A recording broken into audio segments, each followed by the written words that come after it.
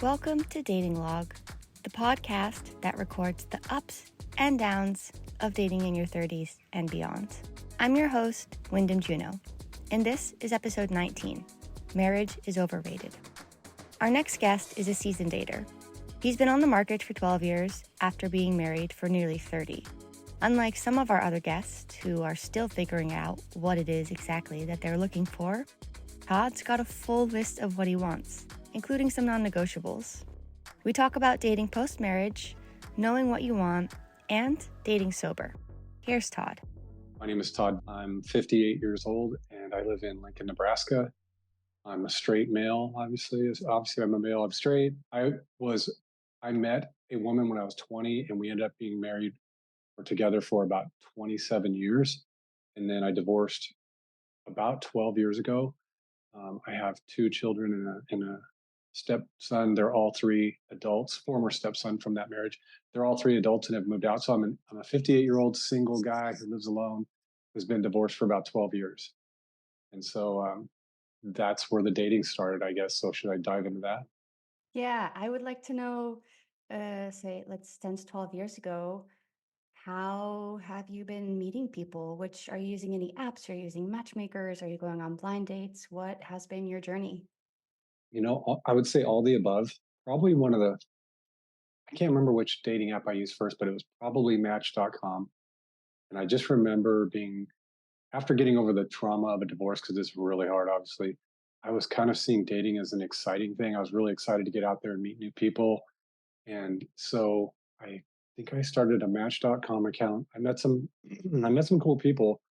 Nebraska, the challenge with where I live is the population's about 300,000, but then there's nothing around us unless you drive another hour to Omaha. And so I've just found the dating pool is pretty limited here for people in my age bracket. Everyone's got their checklist of things they're looking for in a partner. So by the time you go through that kind of screening process, it's just been challenging to meet someone. So I tried dating someone who lived about 2 hours away, and the distance just didn't work for my schedule. She was very nice, very cool.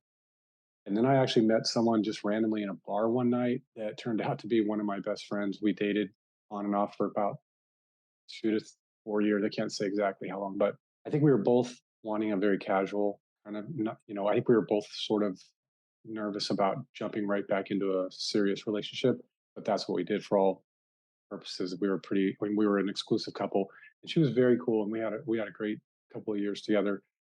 Just there was a huge age difference, and that just I could never get over that. So we've remained really good friends. That was an in-person meeting through a bar, just a random bar encounter. So I've tried Tinder, not a fan. For what reason? What reasons are you not a fan of Tinder? It just seems gritty. It seems like a lot of people are there just for, I don't know, I think maybe just for the hookup kind of culture. Many of the women on there have profiles that say not here for a one night stand or a hookup, but then their photographs totally tell a different story. Tons of cleavage and very provocative poses. It's like, well, you catch the fish based on the bait you're using. So I don't know. It looks a little like you are looking for that, but so when I would go on dates from Tinder, I would generally find that was sort of like what the mission was of the people on the website. Which no judgment there if that's what you're into. I don't know. Maybe the quality of people you'd meet on Tinder seemed a little less.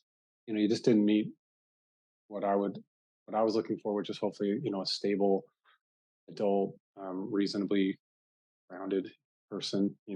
So that's been my experience with Tinder. Not a lot of biographical information, right? Most people just post a picture, I notice, on there where they're not really telling their story about what their interests are. I actually tried Plenty of Fish years ago and thought that was kind of a cool app in that, if I'm not mistaken, that's the app that asks a ton of questions about you, all kinds of seemingly weird questions. Like, do you like ice cream or do you like pastries? Or, all these weird questions that then come up with a profile, and then they match you with people that, they've got this magic algorithm that they can use to pair people's personality types. I think it was Plenty of Fish that did that, or over the last 12 years. Yeah, I've tried a lot of different ones. So Tinder, Plenty of Fish, which never really worked out. Bumble, Bumble seems a little more of like a respectful, stable people on there, but no guarantee. Have you had any successes from Bumble? No, I've not had success with any dating apps. The very few successes I've had have been either in person meetings or Facebook, actually, just random Facebook connections, believe it or not. Yeah, I don't believe it. What do you mean by random Facebook connection?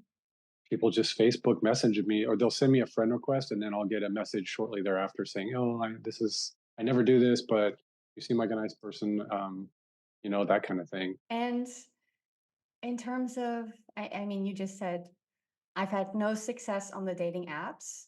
Are you still on the dating apps? Question one. I see you nodding. Yes. And what is the reason then if you feel like they've not given you so much? So that's a loaded question. No, there's a couple of reasons, let's call them theories, because they're just my theories. I don't know if I'm accurate. First of all, I was in a really rough marriage for 27 years. It's very possible that I've got some unresolved issues that maybe I need to be addressing by seeing a counselor, right, or a therapist. Maybe I've got something. I don't know. My feeling is that I do have a list of things, some criteria for a potential partner that I'm not very negotiable on. Like, I really want them to be within 10 years of my age. There's some super cool, super attractive young women out there that are willing to date older guys, but I don't know what it is. For me personally, it's not pleasant, or it's just not my jam, right? Being with a girl who's 20 years younger than me makes me feel a little uncomfortable. I don't know what it is. Oh, interesting. Yeah, Yeah. I think it's vanity. I'm just going to be totally straight. I think it's vanity on my part, where I just don't want to grow old in front of a young woman.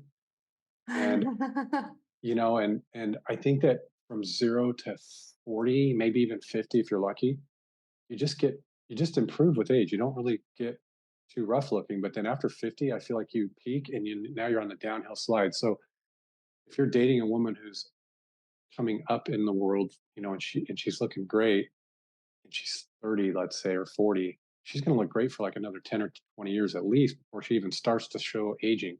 Where if you're 50, or in my case 58, man, I'm on the downhill slide. Like, it's going to get worse every day. Physically. So I don't want some super attractive young woman to look at me and feel like she's stuck with this old guy um, in 20 years. Like, right now is fine. It's 20 years from now that I worry about. Like, So you mentioned physically. What about emotionally, mentally, this criteria of within 10 age of you? How does that come into play? well, that has been an issue with younger women where they're just immature and it doesn't work. But I've actually met a couple people that are almost 20 years younger that are pretty mature, and it wasn't the mental piece of it. And I can be pretty, I don't want to say immature, but I'm pretty young at heart, I think. So I think we can meet in the middle there. A lot of times it's the physical piece where I just feel self-conscious about my outward appearance, or I'm worried about that, how that's going to look in 10 to 20 years. Because I look at my parents, at least my dad's still alive, and they're about 20 years older than I am. And I'm like, damn, at my age, I would not want to date someone their age. No offense, Dad, but um, you know, like they're old, and that's what the 20-year age gap would look like for some woman when she hits my age. At 50, she's going to look at this 70-year-old dude and like, man, that guy's old. So that's an issue. Okay, so that's checklist item number one is hopefully within 10 years. I absolutely love kids, and being a parent is by far the best thing that's ever happened to me in my life. I can't tell you how much I love being a dad, and I just love kids. I think kids are awesome. But I when I met my ex-wife, I was 20 and she had a 2-year-old, and I more or less raised him, and he's turned into an awesome young man. But I started raising kids at 20, and then we had 2 kids of our own over the years that were spread way out. So I started raising kids when I was 20, and my youngest moved out when I was like 52. So there was like 32 years of raising kids in my life, where I was just raising kids for 32 years. And a lot of those years were very challenging as a parent. I'm not going to get into all that, but so now I'm ready to be done raising kids, and I've sat through 32 years of soccer games and basketball games and Chuck E. Cheese and trampoline park and all that, and like I'm kind of over that. So women who have pretty young kids, like if they're not in high school or approaching college, they're I'm probably not a good fit just because I've just done that. I'm ready to be free and do adult stuff. That's checklist item number two. Checklist item number three is distance. I know that people can make long distance work, but I'm just not one of those people. I just have to be honest with myself and other people that if I have to do a 2 hour round trip to see you, probably not going to work just because I'm super busy at work. When I get off, I really just don't want to have to do a 2 hour round trip just to have a drink or dinner with you or something. It's just not, to me, it's just not my thing. I'm more traditional. I'd love to come home, change clothes and have some spontaneity and say, hey, let's go to dinner and just run to dinner. So there's that. Um, Probably first on the list should have been just mental and emotional stability. And there's just a lot of people out there that are dealing with a lot of rough things and they're just not in a good place and probably shouldn't be dating. And so you run into a lot of those on dating apps. Okay. Physical Have you, appearance. Oh, sorry. yeah. No, I was going to ask, have you had any encounters or say you saw someone once or twice or a few times and then you realize this mental emotional thing is happening with them and what does that do for you? Yeah. So, like I said, my marriage was really rough. It was a ton of physical passion, zero compatibility on all the other important areas. So there was a lot of conflict in my marriage, and so I'm pretty low tolerance in that area. Where if I start sensing dysfunctional behaviors or unkind behaviors, people that can't just resolve differences like an adult with kindness, I guess is be considerate, like be respectful in how you disagree on things. If someone's lacking in that area, if they're just acting crazy, I'm just out. I just can't. A, I can't tolerate it, and B, I learned a valuable lesson. You can't change people. That's just how they are. So I have a low threshold for drama. I'm a pretty laid back guy. So that's an important one. Physical attraction. I completely left out physical attraction. I feel shallow because we're all going to lose it. We're all going to get old and wrinkly and unattractive. But right now, physical attraction and sexual attraction is important. So Yeah, definitely. that's a thing. Financial stability is an important thing that I kind of screen people out on. Does not equate to wealthy. I could care less if someone's wealthy. I just worry. I find it unsettling when someone's just barely making it paycheck to paycheck and they're 45, 50 years old. I don't know. I mean, I'm not wealthy, but I'm stable, and I hope to find a partner who's stable. How has this checklist changed since your, let's say, divorce 12 years ago? Because you were in this one relationship for almost 30 years, right? I've rounded up. And was what you were looking for then when you were 42, was that? 47. 47, sorry. Yeah. No, you're fine. How how has that changed from the beginning of that process to now? Great question. I think it's gotten longer and more refined through trial and error. So you go on a date with someone, they're completely crazy, and you walk out of there like, oh, never again. I have to be a better judge of character on these folks, or you drive all the way to Omaha and it's an hour each way. So you get back from a 2 hour round trip on a date that was just a complete dud. And you're like, God, why do I do that? Why do I drive all the way to Omaha? And a lot of this is online dating. So to me, the number one flaw with online dating is it's lacking the number one thing that we humans use to determine compatibility or attraction to a partner, and that's the in-person human interaction. Like, and there's a lot of in between, right? There's the dating app, texting and swiping on pictures, which is the lowest level of interaction and gives you the lowest amount of sense of who somebody is. And then there's a face-to-face meeting, which is on the other end. That's the best, right? And in the middle, like some women, they like to do a phone call before the first meeting. I love that. Or a video chat, even better, because you can totally gain more feeling or information about who the person really is on a phone call or a video chat. But even that doesn't substitute for the in person. And so I feel like that's the fatal flaw with dating apps is that you're making these decisions based on all this criteria that almost means nothing in real life. What really matters is whatever that magic is that happens when you're meeting face to face. I don't know what it is, but that's where the dating apps, in my opinion, have a very low return on investment, where you spend hours, days, weeks, months, years looking at profiles like a catalog, swiping on photos, and chatting with people for days, maybe before meeting in person, only to find out you have nothing in common with this person. Even though the chats went pretty well and their photos, maybe they look very attractive in the photo, but you immediately pick up on something when you meet them in person. And you're like, nope, not my person. You know, Yeah. Yeah, it's the energy. You're literally entering someone's energy and they're entering yours. yeah, I don't know what it is. It's all these little subtleties that you can only pick up in person that really matter. So, but practically or theoretically, the dating app seems like such a convenient way for busy people to make connections, to screen through potential partners. But I just find that it doesn't work for me. So, dating apps not working out so well for you. How does this have you feeling? I've been thinking about that a lot, Lyndon, lately. My life is so good right now and peaceful, right? I have a great job. I have great friends. I have this peaceful house I live in with nobody busting my ass about anything. Um, it's just nice, like being single is very freeing. It's not for everyone. Like I have friends that were married just like me forever. They got a divorce and within a year they were married again. And I'm like, how the hell did they do that? Like, how did they meet someone that fast? I don't know. So I have a lot of friends that do that. And then I sometimes think, well, what's wrong with me? Why am I not married after 12 years? But I'm just very happy being single. But I do go through periods of loneliness. Like just lately, I've just had this feeling of, damn, I'd really like to have a partner. I'd love to go to dinner with someone, go to the movies, just hang out, go for a bike ride, you name it.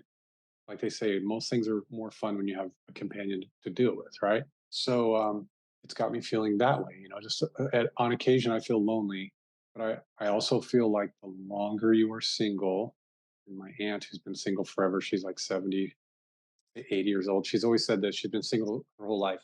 It's like you just reach a point where you've been single so long that it's like concrete that kind of just hardens and sets after it's been poured. And it's hard to break all your habits and routines and be open. Like I think about what it would look like for somebody to, or for me to combine my life with somebody at this point, like combine households, combine all our stuff. Like, do I have enough closet space in my house for a woman to move in, or vice versa? Or, could I give up all this independence I have and freedom? And so I worry about that. I'm not a big fan of marriage. I'm a big fan of monogamy, right? I was totally monogamous and faithful to my ex-wife for 27 years, or during our marriage. But it was rough. The outcome of getting divorced is really rough, and I don't feel like the risk of the physical or the institution of marriage in America, at least, it's all risk and no benefit for guys, particularly. I just feel like. So I'm all about monogamy. I'm all about one partner, lifetime commitments, all that stuff's great. And a marriage certificate, it really doesn't provide you any guarantee of that stuff anyways. If someone's gonna leave you or cheat on you, they're gonna do that regardless of that worthless piece of paper. The only difference is that when they do that, they can take half your physical assets with them after they betray you. And to me, that's just not a good proposition. It's all risk, no reward, other than like some small tax benefit of claiming married on your tax form Yeah. and maybe Yeah, health I hear that. insurance. So so I can be a really great partner without being married and faithful, and I trust a woman can do the same thing. I don't need her to sign some contract with me. I want her to stay with me because she wants to be there, not because she's afraid of all the negative consequences of going through a legal divorce. Can you tell me? I heard you mention the word companion. I heard you mention the word partner. I heard you mention monogamy. What is it that you're looking for with dating? All those things. Yeah. Companionship, a friend, romance, like that feeling romance. Everybody likes that feeling of being in love. I want to love and be in love and be loved. You know, all three of those things. Uh, Obviously, sex is really important. So that's a thing. I'm not, sex with a partner who you are with. You are in a committed relationship with someone. The intimacy is so much better than just the whole one night stand or friends with benefits kind of thing. There's just no comparison. I don't think there's that emotional or mental component that you get with that you don't get in those one night stand or friends with benefits arrangements. Just someone to do things with. If I want to get in the car and do a 3 day quick weekend road trip, how much fun is it to go by yourself? It's almost kind of weird, especially as a guy. Like I'm just going to a restaurant by yourself is like, it's all right. It's corny, but watching a sunset by yourself versus watching it with someone who's right next to you that you really admire and care about, and you're enjoying it together, it seems to it amplifies it. An amazing dinner at an amazing resort, way more enjoyable when there's somebody enjoying it with you. I don't know why. A concert, a music show, same thing. Like looking over to your best friend slash partner and saying, "Man, that was like such an amazing show," and you're all having a great time. It's just that's just all companionship, I guess. Yeah, you mentioned before the experiences over material things, and these all sound like experiences. Yeah, yeah.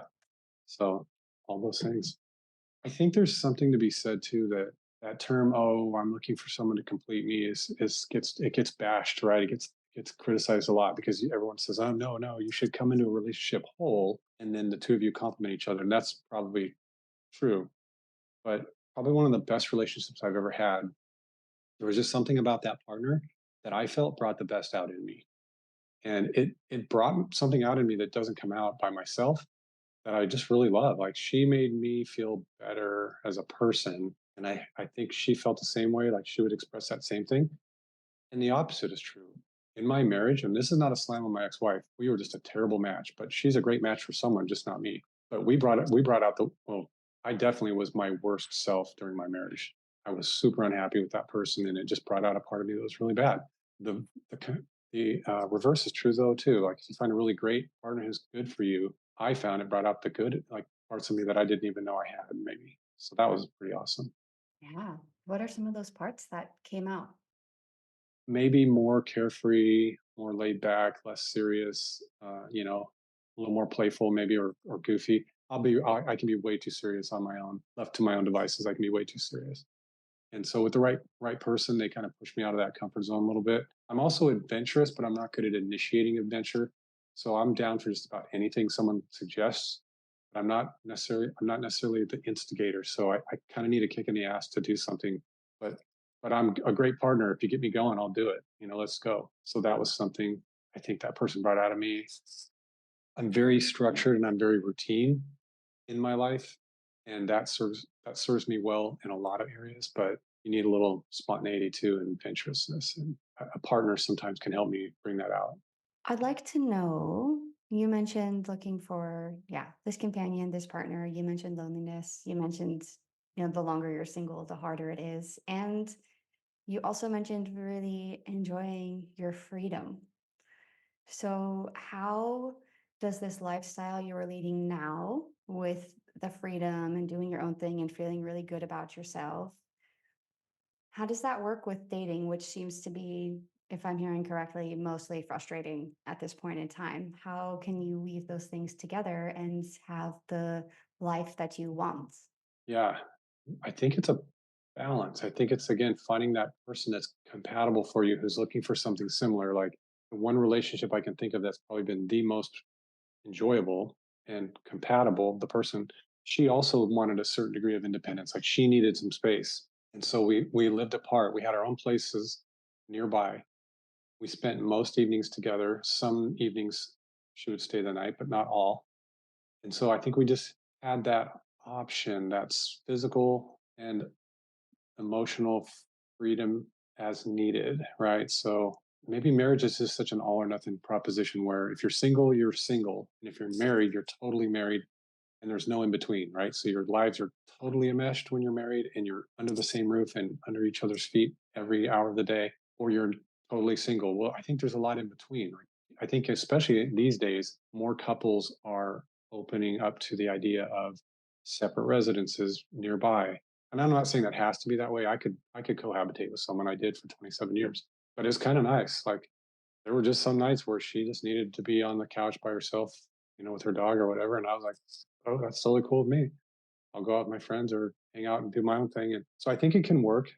I think I'm open to a traditional relationship living under the same roof, but I'd also definitely be open to we maintain our own places, our own houses, but we spend most of our time together. And maybe, all this is theoretical, Wyndham, because I've not been there, but maybe after a couple of years of that hybrid living, you just decide, you know what, we really love each other, and this is silly to maintain two mortgages and all this duplication of expenses. Let's just live together and save a bunch of money that way. So maybe that's what happens. I don't know. Yeah.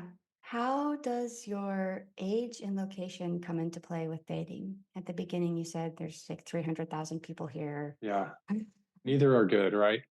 The cool thing about Lincoln is it's very family oriented, Lincoln, Nebraska. So 300,000 people, sort of a rural farmland kind of part of the country, old school values. It's a really great place to raise a family. Most good candidate women are married, because that's the culture here.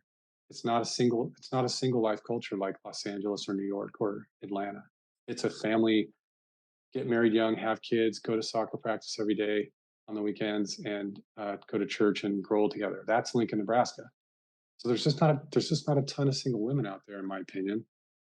And then the age factor only compounds that challenge because the older you get, and me included, the more baggage you've accumulated, and you get kids that come into play, that gets complicated. And I think the older you get and the longer you're single and getting older, the just I don't know. Dating's it's hard. It can be hard. It's like being unemployed, like, right? Like there's unemployed people, and at first they work very hard to go out and submit applications, go through interviews to get a job. But after enough rejections in the job market, they eventually just quit trying, right? They just become unemployed. They just give up. And I think dating's like it's kind of like that, where it can get tiring just going on date after date, telling your story over and over, and never making that connection and never finding that person that you've been wanting to find your whole life. It's can be discouraging, but I'm not giving up. I'm not a quitter, so still going on dates. And what is your approach going on dates? Let's say in the last 6 months, what has your approach to dating been and how do you do it? My goal is to act like you are acting right now with my questions, and ask really nice questions that create good conversation. The basics. I try to be respectful. I was a law enforcement officer for 28 years, and so I've seen a lot of weird people do weird stuff. So I completely understand and actually feel bad for women and what they have to deal with on the dating scene, because there's a lot of weird dudes out there that do weird stuff, and some of it's like serious safety, personal safety stuff. So I always try to be respectful. I try to be conscious of that, and pick locations that are comfortable for women.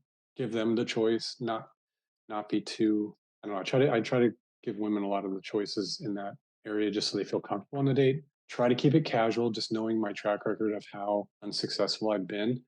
I try to keep my expectations low, so I don't get too disappointed. Another wild card in all this is that I quit drinking about almost 2 years ago, and that is a serious handicap in this social and dating scene, I find, because Tell me more. alcohol is just such a big part of so many people's social lives, and mine included. It was a huge part. Like everything I did, it seemed like was, hey, let's go out to that new craft beer brewery and let's have some beers, or hey, let's go to dinner and have dinner and drinks. And how many opening lines on dating apps when you're finally ready to meet someone start out with, hey, would you be interested in grabbing a drink? So now I'm like the coffee, ice cream, or go for a walk guy, right? And it's just like I like it, but women are probably like, what do you mean go for a walk? Like take me on the woods. So that's been a challenge. Was going to say, what is the response to that when you say someone says, "Hey, would you like to go for a drink?" and you say, "I don't drink," and then what happens? Honestly, it hasn't been as bad as I thought. I can't think of a single person that has said, you know what, I think we probably wouldn't be a good match because of that. And I would totally respect that honesty, and would be totally fine with that. But that's not happened, to my surprise. And actually, I feel like a lot of people are starting to second guess or question their alcohol consumption. Um, I do it mainly just for health reasons. I was a lifetime drinker. I did not have a good relationship with alcohol. I wasn't the guy going to jail or doing crazy stuff when he gets drunk, but it just sucked. Like I was waking up with hangovers all the time, and I just didn't like how it made me feel, and I was making bad decisions. Yeah. So so it's been. I feel like women have been very supportive and good about it, but it's just made it harder. It's like going to the bar is a really common way of meeting people, getting out there. That's where the single people goes, to the bar.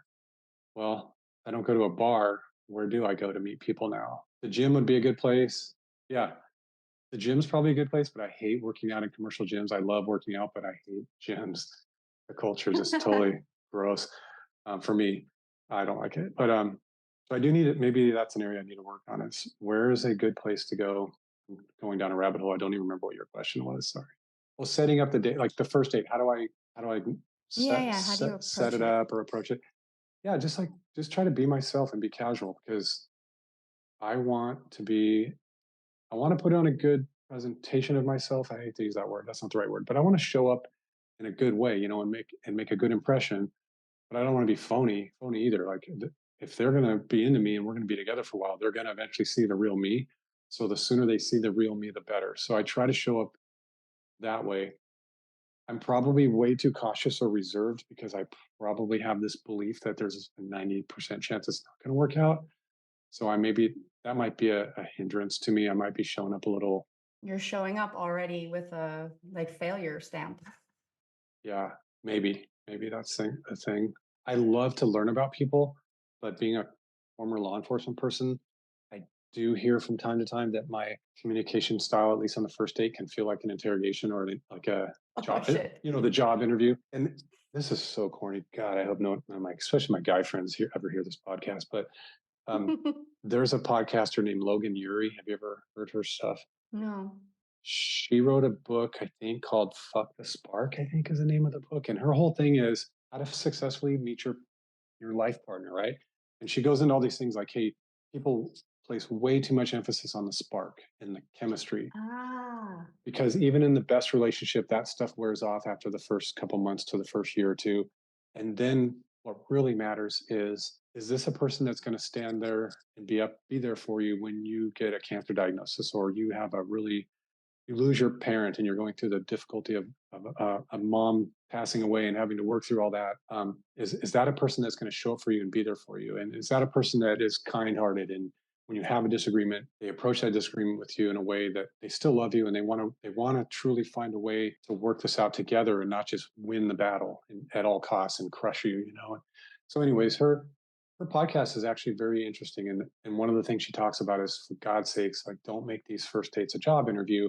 Don't just go to coffee, look at each other, and ask a million questions. Where are you from? What do you do for work? All that stuff that gets nauseatingly predictable after 12 years of being on a dating scene. So her thing is like, do an activity, like go for a walk or go to dinner and actually eat some tacos and let the food run down your face and just be human, like get past that job interview date. So I think there's some validity to that. I think that's been good. Like I do tend to say, hey, there's a really cool lake in town here, like a city park, and I love going on a walk to meet someone that way. It's just cool. It's more organic. I don't know if that's the right word, or natural. That's not to say that a great coffee date can't be great or going out for a drink, but you know how it is. It can just become very, very routine and predictably dry. I don't know. Have you had any really terrible dates? Yes. Yeah. There was a person I drove to Omaha to meet, and they seemed pretty normal online.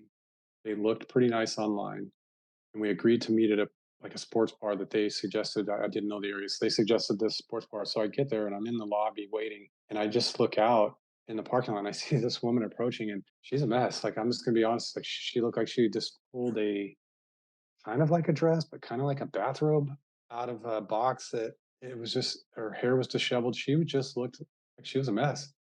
And she came in, and I was like, "Crap, I'm committed. Like I'm not going to be a cold hearted jerk and just like walk out." So I just had the dinner, and it was very weird. And she had some serious behavioral issues that I somehow just didn't notice in the texting. And this Like person, what this happened? person, this is not nice because I'm not trying to make fun of her. She had some she was mentally unstable. We're just gonna say that. And so then when the date ended, I was just trying to get out of there, and politely. I was trying to be kind, not be a jerk.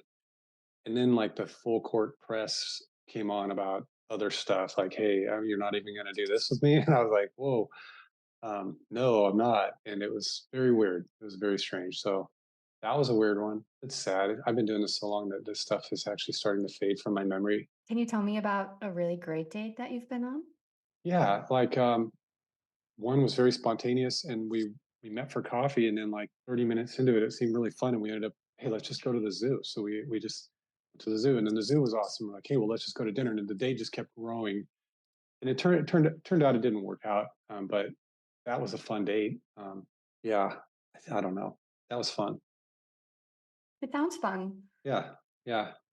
Just I had a motorcycle. I've been on some motorcycle dates that have been fun. Just going for a motorcycle ride. I don't have it anymore, but those have been fun. Cool.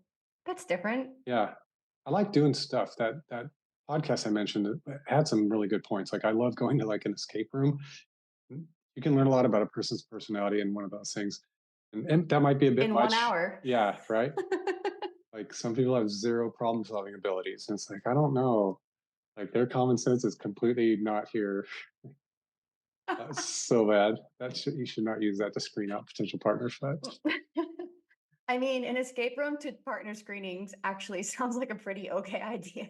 they don't have to actually escape. They just have to show some certain level of common sense problem solving abilities, right? Like Yeah, I so, mean, think about an escape room, right. communication, problem solving, stress, pressure. Totally. You learn a lot about someone in an escape room.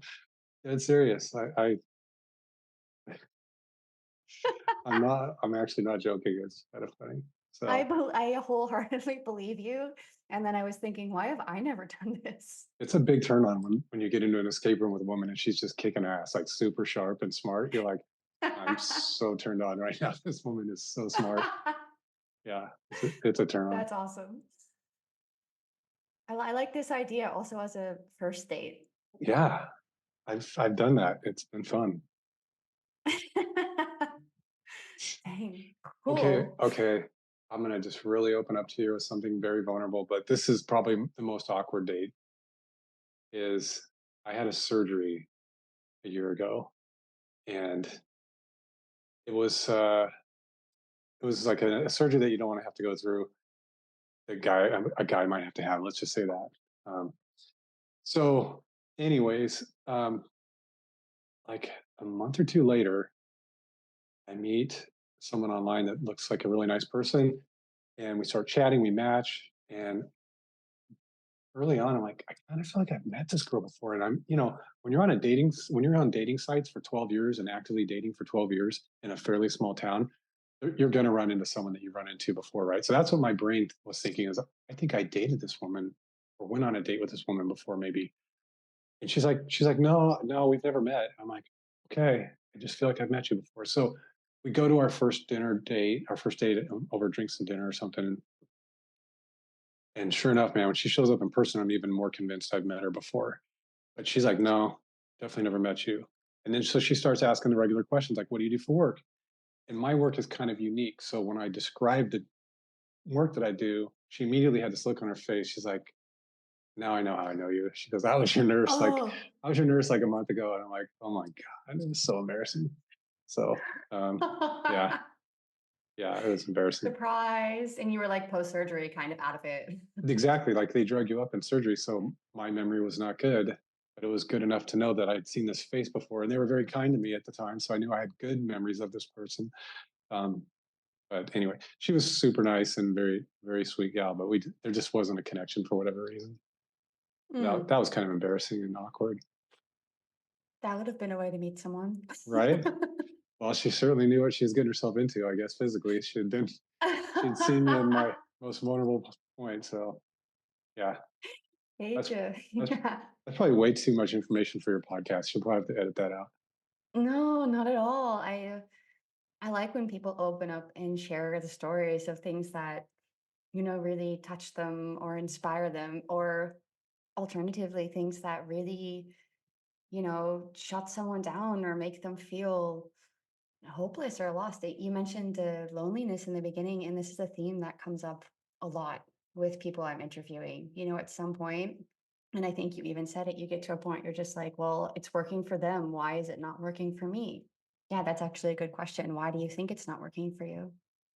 I'm picky. I know that's a factor. It just is what it is. Like I'm just not going to settle for someone who I don't think is a good partner because I did that for 27 years and it was awful. I think Lincoln has a fairly limited dating pool of women in their 50s who are relatively well adjusted and stable, who take care of themselves reasonably. Like you don't have to be like supermodels or anything. I'm not that picky, but someone who kind of takes care of themselves, doesn't smoke. Like smoking's an automatic deal breaker for me.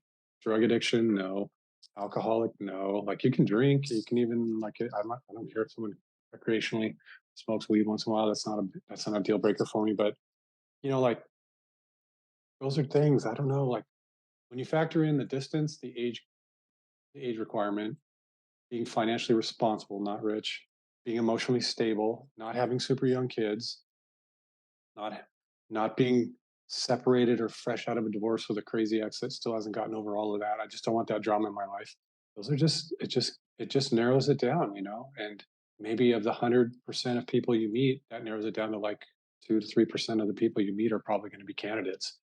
What do you find the most frustrating about dating? If you had to pick, let's say, like top three things.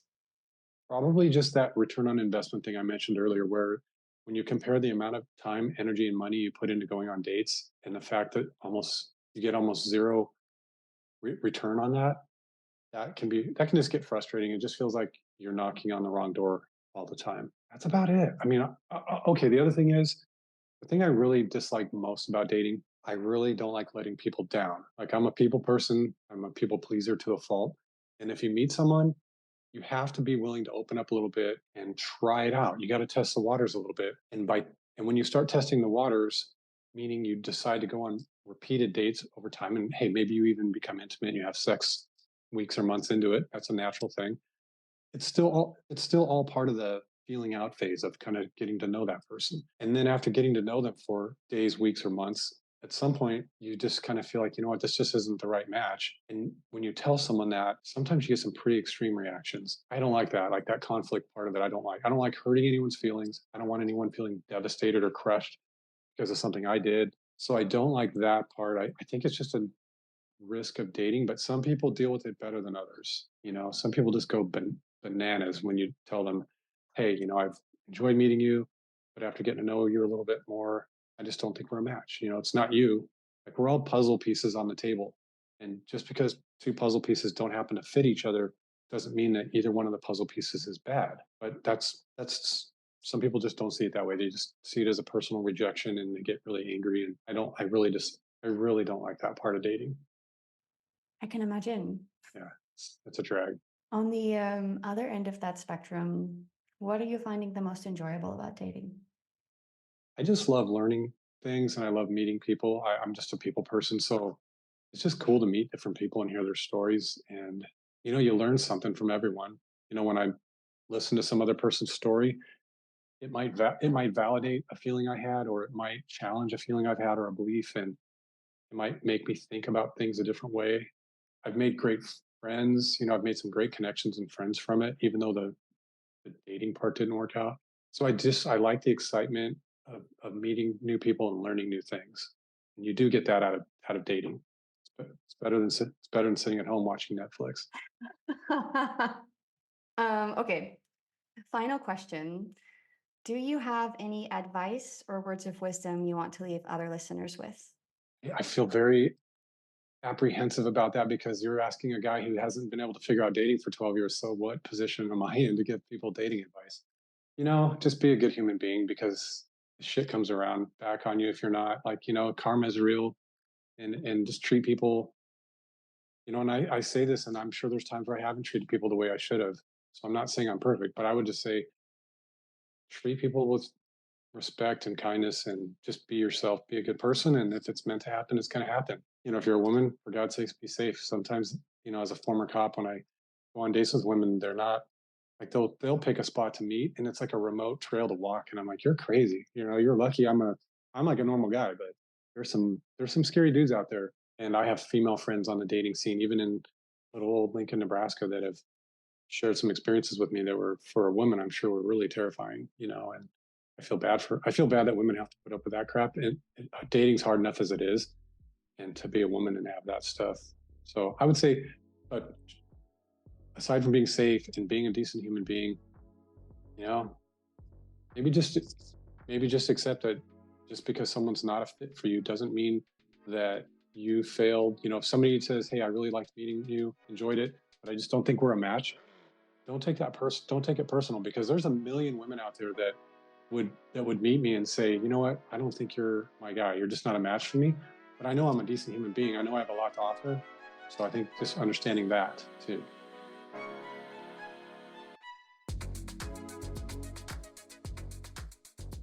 Dating Log is recorded and hosted by me, Wyndham Juno. It is produced by Harry Dark. Our artwork is in collaboration with Esme Hemming Studio.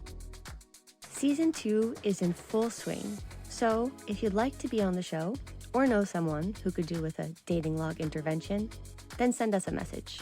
You can DM us on Instagram at datinglogpodcast or email us at datinglogpodcast@gmail.com. Our website is datinglogpodcast.com. Please like and subscribe wherever you get your podcasts, and if you're feeling really generous, leave us a review. We'll be back in 2 weeks with a fresh episode. In the meantime, please don't ghost us.